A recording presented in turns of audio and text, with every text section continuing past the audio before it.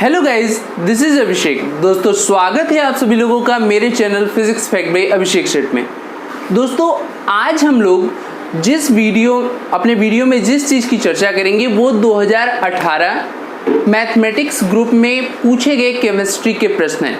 दोस्तों 2019 mathematics group में chemistry के 50 क्वेश्चन और 2019 बायो में पूछे गए केमिस्ट्री के सारे प्रश्नों को हम लोग पहले ही हल कर चुके हैं, जिसे आप मेरे चैनल के playlist chemistry for BHU BSc entrance exam में जाकर देख सकते हैं। और साथ ही साथ अगर आप physics for BHU BSc entrance exam में जाते हैं तो वहाँ पर आपको एक साथ सारे चैप्टर्स के जो क्वेश्चन पूछे गए हैं उनकी वीडियो आपको मिल जाएगी। तो दोस्तों आज हम लोग 2018 मैथमेटिक्स ग्रुप में केमिस्ट्री के प्रश्नों को शुरू करेंगे। तो दोस्तों वीडियो को लाइक करिएगा और वीडियो को पूरा देखिएगा, और अगर इसे हो सके तो अपने दोस्तों में शेयर करिएगा ताकि आप अधिक से अधिक लोग जुड़ें और आपके अंदर कंपटीशन की भावना विकसित हो। चलिए आइए शुरू करते हैं। क्वेश्चन है, diffusion of helium gas is 4 times faster than. Helium gas का विसरण 4 गुना तेज है O2, CO2, SO2 और NO2 की तुलना में किसमें 4 गुना है? तो ग्राहम का विसरण नियम ये कहता है, ग्राहम का विसरण नियम ये कहता है कि VRMS इक्वल टू √3RT/m। यहां से एक बार हीलियम के लिए लिख लेते हैं,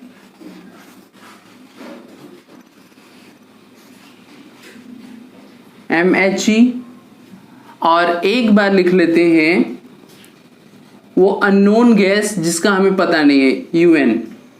तो ये भी आपका हो जाएगा 3RT/m UN। आपको क्या चाहिए? ये वाला चाहिए, तो VUN/VHE इक्वल टू हो जाएगा, अच्छा डिवाइड कर रहे हैं तो ये जो टर्म है ये चला जाएगा ऊपर, HE का चला जाएगा ऊपर, MHE/MUN। अब उसने कहा है कि जो हीलियम गैस का विसरण का दर है वो उस अननोन गैस का 4 गुना है। इसका मतलब हो गया कि 1/4 इक्वल टू MHE/MUN। स्क्वायर कर दीजिए तो 1/16 इक्वल टू MHE/MUN। तो MUN इक्वल टू कितना हो गया भाई? 16 MHE। अब 16 और जो आपका हीलियम है उसका अणुभार कितना होता है? 4, यानी कि हो गया 64।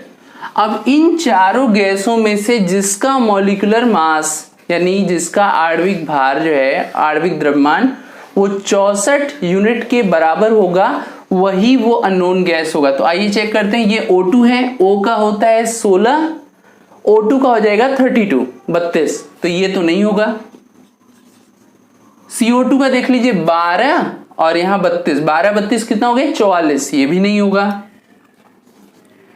इसको देखिए, ये होता है 32 और 16 गुना 32, 32 64। तो यानी ये आपका ये ऑप्शन जो है वो सही हो जाएगा। और जब ये सही हो गया तो अपने आप ये क्या हो जाएगा? गलत हो जाएगा। तो हम लोग का जो इसका आंसर आएगा वो क्या होगा? SO2। ओके, क्लियर है? नेक्स्ट क्वेश्चन देखिए। For the following reaction in gaseous phase CO plus half O2 gives CO2, Kp/Kc is. गैसीय अवस्था में अभिक्रिया CO plus 1/2 O2G gives CO2G के लिए Kp/Kc है। तो अब आप जानते हैं कि Kp/Kc में, Kp और Kc में क्या रिलेशन होता है। तो यहां मैं सॉल्व करता हूं, इसको देखिएगा आप ध्यान से। Kp equal to Kc RT to the power delta n G। Kc RT और देखो डेल्टा एन निकालना है, तो डेल्टा एन हम कहाँ निकाल दें, यहाँ निकाल दे रहे हैं। देखो तो प्रोडक्ट के मोलों की संख्या माइनस रिएक्टेंट के मोलों की संख्या, तो प्रोडक्ट तो एक ही बना है CO2, यानी 1 मोल CO2 है, उसमें से रिएक्टेंट को माइनस करना है। रिएक्टेंट में 1 मोल आपका CO है और हाफ जो है वो O2 है, यानी कि 1 + 1/2। तो यहां से सॉल्व करने पर आ जाएगा, इसको 1.5 लिख सकते हैं, यानी -0.5, और 0.5 को क्या लिख सकते हैं, -1/2 लिख सकते हैं। तो इसका मतलब डेल्टा एन जी की वैल्यू हो गई -1/2। अभी आपको KP/KC निकालना है, तो KP/KC करेंगे तो यह जाएगा RT -1/2। तो RT -1/2 कौन सा है, ये सेकेंड ऑप्शन। तो सेकेंड ऑप्शन जो है आपका राइट आंसर हो जाएगा। ओके, चलिए अब नेक्स्ट क्वेश्चन देखते हैं। क्वेश्चन नंबर 3 है, which of the following is the weakest acid, निम्न में से कौन सा सबसे दुर्बल अम्ल है। ऑप्शन है HF, HCl, HNO3 और H2SO4। अच्छा, ये क्वेश्चन आप चाहो तो बिना टच किए इसको कर सकते हो। कैसे, अरे सॉरी, बिना इसमें किसी तरीके का दिमाग लगाए आप कर सकते हो। कैसे, आप जानते हैं कि सबसे जो प्रबल अम्ल होता है, जितने भी मिनरल एसिड पाए जाते हैं उनमें सबसे ज्यादा प्रबल अम्ल क्या है, HCl है, फिर HNO3 और फिर H2SO4। तो दुर्बल तो आपका ये हो गया। अब ये तो एक थियोरेटिकल बात हो गई। अब बात आती है कि क्यों ऐसा होता है, ये ही क्यों, HCl भी तो हेलोजन फैमिली का है, तो फिर HF क्यों दुर्बल हो गया। तो देखो भैया, जब HF जो है ये H2O के साथ घुलता है तो ये बनाता है हाइड्रोनियम आयन प्लस F-, और इन दोनों के बीच की बॉन्डिंग इतनी स्ट्रांग रहती है। ये टूटता तो है आयंस में, ये टूटता तो है आयंस में, लेकिन इनके बीच जो फोर्स ऑफ अट्रैक्शन होता है वो इतना ज्यादा हो जाता है कि ये इसको कहीं बाहर जाने ही नहीं देता है। और एसिड का जो डेफिनेशन है उसमें हम लोग ये पढ़ते हैं कि जो जितने आसानी से H+ आयन दे दे, रिलीज कर दे, वो उतना बेहतरीन क्या होता है, उतना बेहतर आपका एसिड होता है। पर यहां तो ये जो हाइड्रोनियम आयन बना और आपका जो फ्लोराइड आयन बना, ये दोनों एक दूसरे को इतने तेजी से अट्रैक्ट किए हैं कि यहां से H+ निकलने की उम्मीद ही नहीं बनती है, इसलिए ये वीकेस्ट एसिड हो जाता है। तो आपका HF जो है वो सही आंसर हो जाएगा। फिर है, on mixing equal volume of 2 buffer solution of pH value 3 and 5, the pH of the resultant solution will be. pH मान 3 तथा 5 के 2 बफर विलयन का समान आयतन मिलाने पर परिणामी विलयन का pH मान होगा 4.7, 4.3, 5.3 और 3.3। अच्छा, तो अगर पहले सॉल्यूशन का pH है 3, तो उसका हाइड्रोजन आयन कंसंट्रेशन कितना हो जाएगा, इतना। उसका हाइड्रोजन आयन कंसंट्रेशन कितना हो जाएगा, इतना। ये पहले वाले का हो गया। दूसरे वाले का क्या हो जाएगा भाई, ये है 5, तो हो जाएगा 10⁻⁵, 10⁻⁵। अब इन दोनों को मिला दिया गया और बोला कि समान आयतन है, समान वॉल्यूम है। तो अगर हम एक एक का V माने तो जो सोल्यूशन बनेगा, जो मिक्सर बनेगा, उसका वॉल्यूम तो 2V हो गया। लेकिन हमें कंसंट्रेशन निकालना होता है मोल पर लीटर में, मतलब वॉल्यूम को आपको यूनिट करना पड़ेगा। तो सोल्यूशन का pH कितना हो जाएगा, सॉरी कंसंट्रेशन, सोल्यूशन का कंसंट्रेशन जो है वो आपका हो जाएगा 10⁻⁻3। अब दोनों को मिला दिया तो दोनों ऐड हो जाएंगे, 10⁻³ और 10⁻⁵। और वॉल्यूम जो यहाँ 2V हो गया था तो 2 से डिवाइड कर देंगे तो आपका जो है वो कंसंट्रेशन निकल गया। अभी जो है ये आपका सोल्यूशन का कंसंट्रेशन है, ठीक है। अब आपको करना क्या है कि आपको देखना है कि यहाँ से pH वैल्यू कैसे निकालते हैं। तो pH वैल्यू निकालने के लिए हम लोग क्या करते हैं, माइनस लॉग ये हो गया हाइड्रोजन आयन कंसंट्रेशन,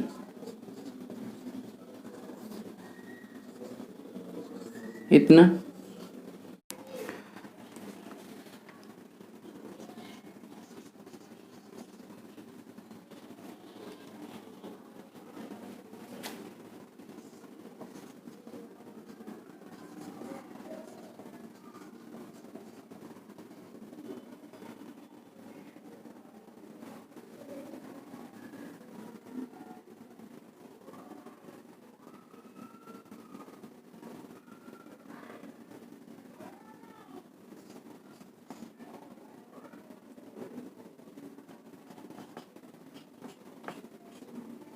क्लियर है?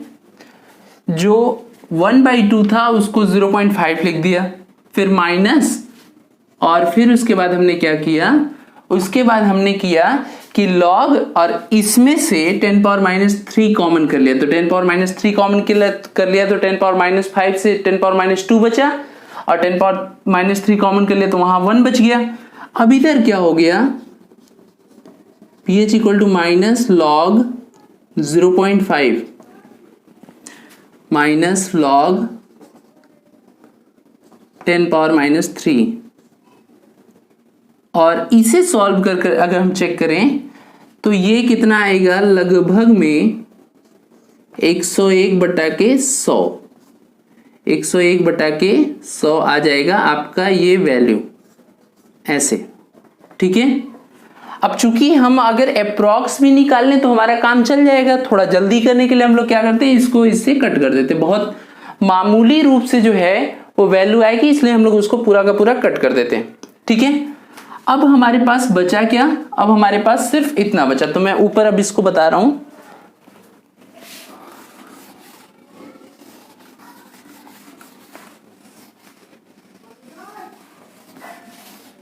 देखिए pH हो जाएगा, अच्छा यहां से pH 3 आ जाएगा, वो जो पावर है वो आगे आके मल्टीप्लाई होता है तो 3 हो गया। अभी बचा क्या है, माइनस लॉग 0.5,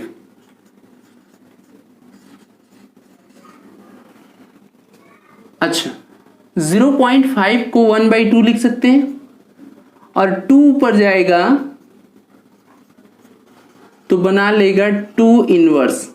ठीक है, समझ रहे हैं, 0.5 को 1/2 और 2 ऊपर जाएगा तो 2 इनवर्स, यानी यहां से आपका आ जाएगा 3 + log 2, 3 + log 2, यानी कि pH हो गया सॉल्यूशन का 3 + log 2 की वैल्यू 0.3010, यानी pH आपका हो गया 3.03010।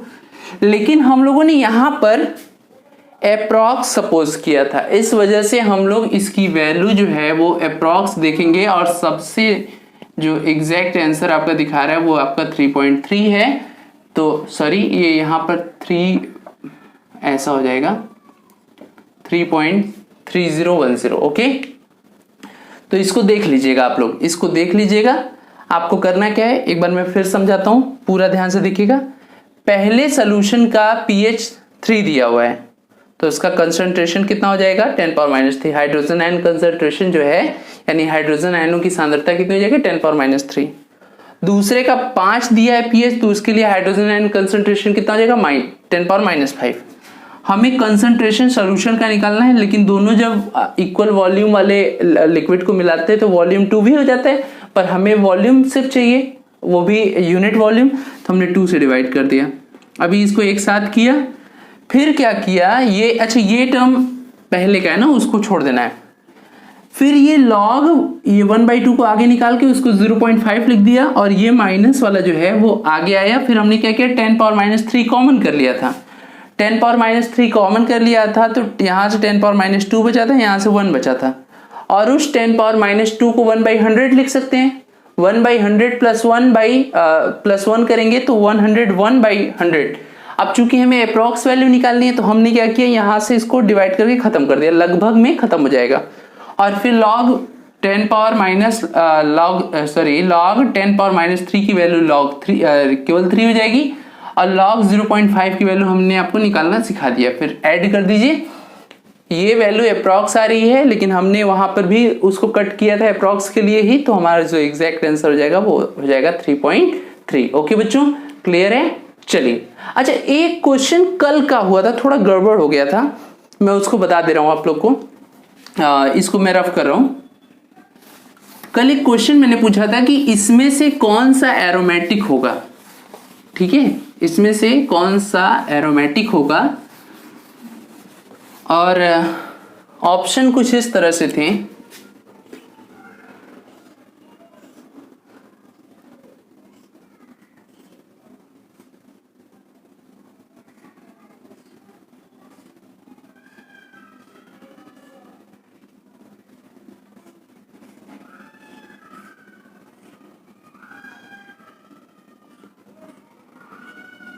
ऐसा कुछ ऑप्शन था, एक और था, छोड़ दीजिए, उतने से हमारा काम हो जाएगा। तो कल जब मैं बता रहा था तो भूलवश मुझसे ये जो माइनस है या जो माइनस लगा हुआ था मैंने उस पर ध्यान नहीं दिया, मैंने सिर्फ ये जो स्ट्रक्चर है उस पर ध्यान दिया था। इस वजह से मैंने कल इसको बता दिया था कि अगर ये माइनस नहीं रहता तो यहाँ 2 इलेक्ट्रॉन आता और हकल्स रूल के हिसाब से ये सही हो जाता, लेकिन ये माइनस है यानी लोन पेयर ऑफ इलेक्ट्रॉन, इस वजह से यहाँ पर अनपेयर्ड इलेक्ट्रॉन मतलब जो 4n+2 इलेक्ट्रॉन जो हकल्स रूल होता है उसको अगर हम फॉलो कराएंगे तो यहाँ पर या तो इलेक्ट्रॉनों की संख्या 2 होनी चाहिए या तो 6 होनी चाहिए इस तरह से, या 12 2 14 होनी चाहिए ऐसे। लेकिन भाई यहाँ 4 हो रहे हैं क्योंकि ये 2 इलेक्ट्रॉन यहाँ से मिल जाएंगे और 2 इलेक्ट्रॉन यहाँ से मिल जाएंगे, तो यहाँ से नहीं हो पाएगा।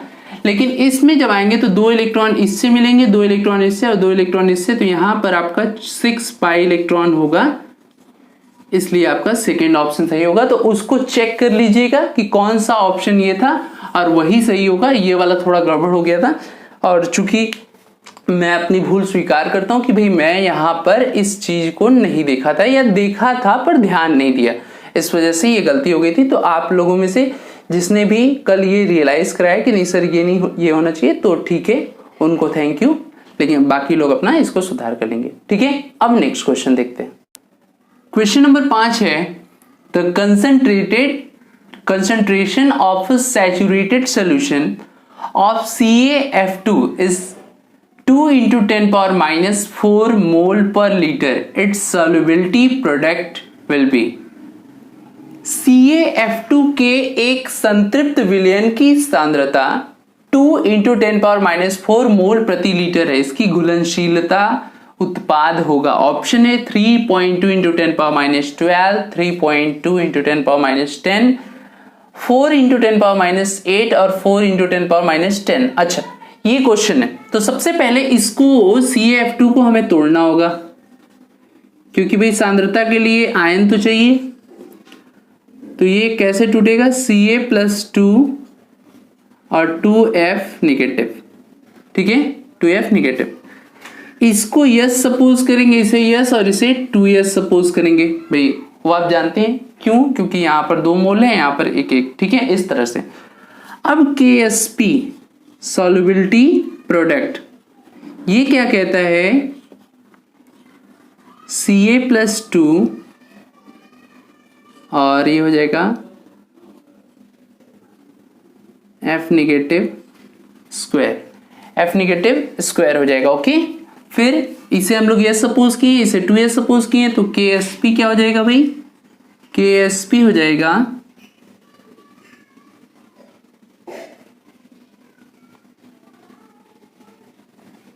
यस इंटू 2s का स्क्वायर, यानी हो गया 4s³ KSP। 4s की वैल्यू कितनी दे रखी है, 2 × 10⁻⁴, तो क्यूब करेंगे तो 8 आ जाएगा, 10⁻12, यहां से KSP इक्वल टू हो जाएगा 32 × 10⁻12, या KSP इक्वल टू 3.2 इंटू 10⁻11। तो भाई देखो ऑप्शन में 12 भी दिया है, -11 भी दिया है। अब आपको ये देखना पड़ेगा कि 3.2 है कि 32 है। अगर 32 रहता तो 12 वाला सही हो जाता, और 3.2 है तो 11 वाला सही होगा, यानी कि सेकेंड ऑप्शन आपका सही हो गया। ओके, क्लियर है। नेक्स्ट देखिए, a non ideal solution was prepared by mixing 30 ml of chloroform and 50 ml of acetone. The volume of the mixture will be 50 ml chloroform तथा 30 ml एसीटोन मिलाकर एक अनादर्श विलयन बनाया जाता है। मिश्रित विलयन का आयतन होगा, ऑप्शन है 80 ml, greater than 80 ml, less than 80 ml और 20 ml। तो भैया एक चीज जानो कि जो एसीटोन है और क्लोरोफॉर्म, इसका जब मिक्सचर बनता है तो ये निगेटिव डेविएशन शो करता है। निगेटिव डेविएशन मतलब कि इनके पार्टिकल एक दूसरे से और क्लोजली बॉन्डेड हो जाते हैं। तो एसीटोन और आपका क्लोरोफॉर्म में जब ये मिलेंगे तो ये नॉर्मल क्लोरोफॉर्म के अणुओं से, जैसे मान लीजिए ये A और B है, ठीक है, A और B, इनके बीच जो इंटरेक्शन होता है वो A से भी ज्यादा होता है और B से भी ज्यादा होता है। यानी कि क्लोरोफॉर्म से मिल रहा था उस समय जो इंटरेक्शन हो रहा था, या जो आपका एसीटोन से मिल रहा था जो इंटरेक्शन हो रहा था, उन दोनों को जब मिला देंगे तो जो आपका अट्रैक्शन है वो ज्यादा हो गया, यानी कि निगेटिव डेविएशन शो करेगा। और निगेटिव डेविएशन शो करने का मतलब है कि लेस देन 80 ml, क्योंकि दोनों मिलाते तो 80 बनता है, लेकिन यहां थोड़ा और वो एक दूसरे के पास आ जा रहे हैं तो वॉल्यूम थोड़ा कम हो जाएगा और लेस देन 80 ml हो जाएगा। ओके, क्लियर है। तो नेक्स्ट क्वेश्चन अब देखते हैं। क्वेश्चन नंबर 7 है, which of the following is not a colligative property. निम्न में से कौन सा अणुसंख्यक गुणधर्म नहीं है। ऑप्शन है ऑस्मोटिक प्रेशर यानी परासरण दाब, दूसरा ऑप्शन है डिप्रेशन इन फ्रीजिंग पॉइंट यानी हिमांक में अवनमन, इलिवेशन इन बॉइलिंग पॉइंट, क्वथनांक में उन्नयन, और चौथा है ऑप्टिकल एक्टिविटी प्रकाशिक सक्रियता। तो आप ये जान लीजिए कि कोलिगेटिव प्रॉपर्टी वो प्रॉपर्टी होती है जो उसमें जो नंबर ऑफ एटम्स पर या नंबर ऑफ मॉलिक्यूल्स पर डिपेंड नहीं करती है। तो आज के लिए भाई होमवर्क का क्वेश्चन आपका यही है, क्योंकि ये क्वेश्चन मुझे लगता है कि आप लोगों को करना चाहिए, इसमें ज्यादा कुछ है नहीं, और आप लोग इसका आंसर जो है वो कमेंट सेक्शन में जरूर दीजिएगा। इसके बाद जो टफ क्वेश्चन, ये आसान क्वेश्चन था, ये मैं आप लोगों के लिए दिया हूं। अगर ये वाला क्वेश्चन भी नहीं हो पा रहा है तो थोड़ा सा आपको और मेहनत करने की जरूरत है, ठीक है। इसके बाद के जितने क्वेश्चन है वो थोड़े न्यूमेरिकल टाइप के हैं या कह सकते हैं कि कॉन्सेप्चुअल है, तो वो मैं करता हूं। हर बार क्वेश्चन में हर वीडियो में मैं आपको एक क्वेश्चन जरूर देता हूं ताकि आप लोग भी अपना करते रहिए, थोड़ा सा अपने आप को भी चेक करिए, और बाकी तो मैं आपको बताता ही हूं। तो आइए शुरू करते हैं। Question number 8, A 6% solution of urea is isotonic with। Urea का 6% विलयन समपराशी है, मतलब जितना इसका फैलाव है या जितना इसका परास है उसी हिसाब से इनमें से किसका होगा। तो भाई सब में मोलारिटी दी हुई है भाई, अगर हम किसी तरीके से 6% यूरिया का मोलारिटी निकाल लें, मोलरता निकाल लें तो हमारा काम हो जाएगा। तो हम क्या करेंगे, मोलारिटी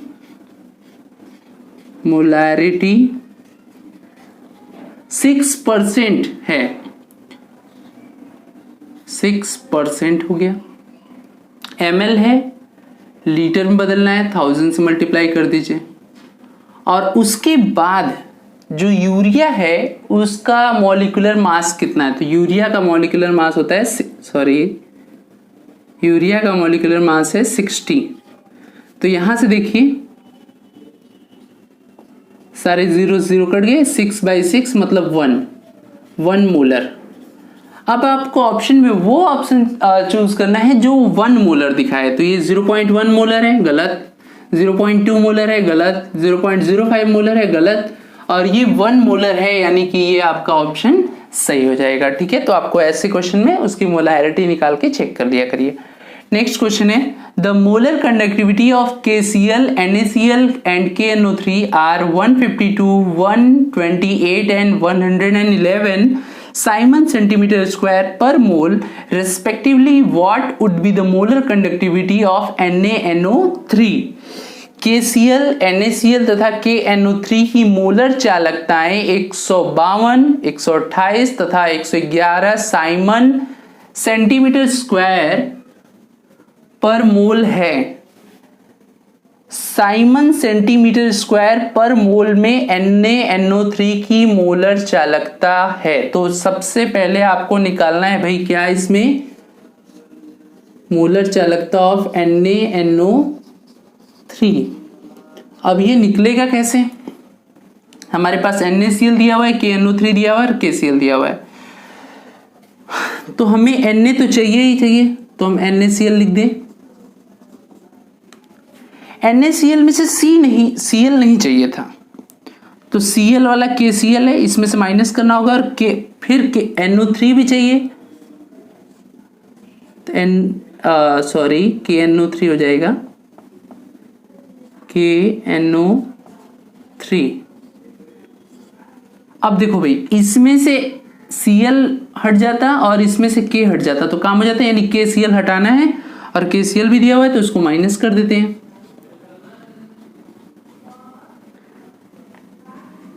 अब ये वैल्यू पुट कर देते हैं। NaCl का कितना है 128, KNO3 का कितना है, KNO3 का है 111 और NaCl का कितना है 152। सॉल्व कर लेते हैं। 9 3 2 इसमें से 152,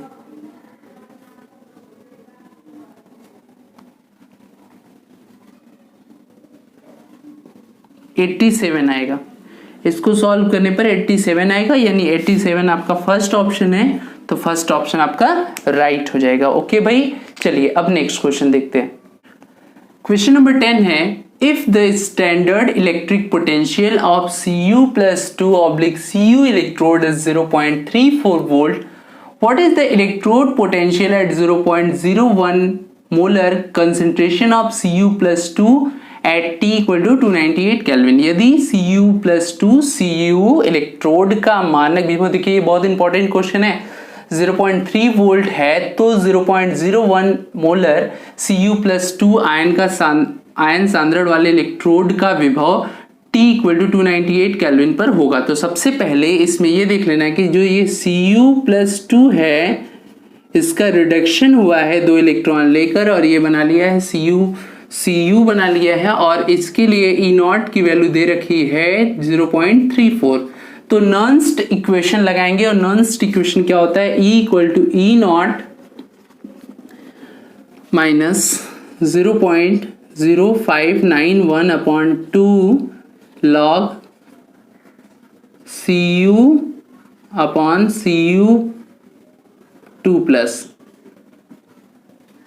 जो Cu है उस पर कोई चार्ज नहीं है तो उसके कंसंट्रेशन को हम लोग कांस्टेंट सपोज करके इसे हटा देंगे और ये हो जाएगा आपका कितना 0.34 माइनस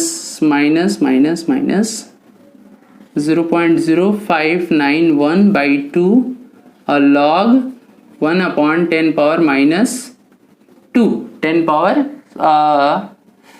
0.01 है ना, तो 10⁻², ये आ जाएगा।